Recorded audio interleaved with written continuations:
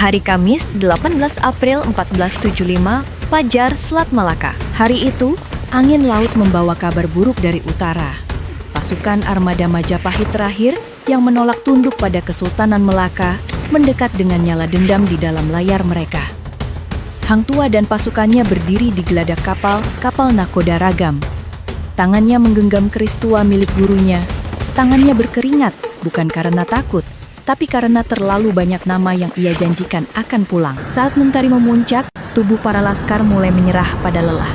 Beberapa selonjor di antara tali temali dan tong mesiu, meregangkan kaki mereka di atas kayu yang mulai hangat oleh panas.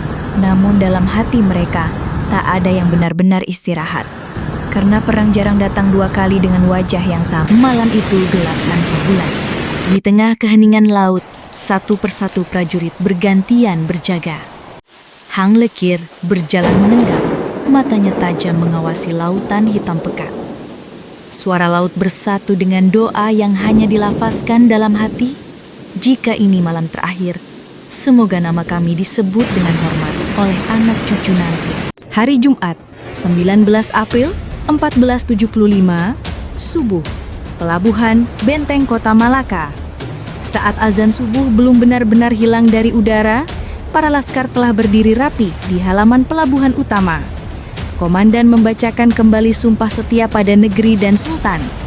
Di antara barisan, Hang Jebat menatap langit dan berbisik, semoga perang ini bukan hanya tentang darah, tapi tentang hak untuk menentukan masa depan Melayu. Hari Jumat 19 April 1475, pukul 14.30 tengah laut. Meriam perunggu yang dibawa dari Pasai diputar ke arah armada lawan. Bau mesiu menyesak udara.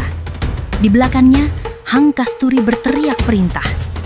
Tanganmu gemetar memegang sumbu api karena kau tahu, peluru yang kau lepaskan bukan hanya menghancurkan kapal, tapi juga akan mengubah arah sejarah kerajaan ini. Hari Sabtu, 20 April 1475, pagi buta.